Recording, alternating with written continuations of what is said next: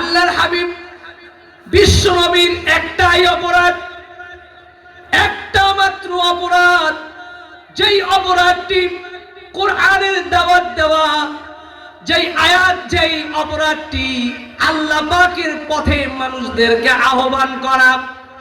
এই পৃথিবীতে কিছু আলেম ওলামা যারা কোরআনের পক্ষে মানুষদেরকে দাওয়াত দেন, কোরআনের পক্ষে মানুষদেরকে ডাকেন, কোরআনের নসিহত গুলো শোনায়া দেন, কোরআনের কথাগুলো বিস্তারিত ভাবে ভেঙ্গে ভেঙ্গে মানুষের কাছে পৌঁছায়া দেন। এই পৌঁছায়া দিতে গিয়ে দেখা যায় আলেম ওলামারা ফাঁসির কাষ্ঠ পর্যন্ত ঝুলতে হয়। আওয়াজ দিয়ে বলেন ঠিক কি না? আল্লাহর হাবিবের যেই দাওয়াত, আল্লাহর হাবিবের পরবর্তী সময়ে আলেম ওলামাদের একই দাওয়াত, কথা কোন ঠিক কি না?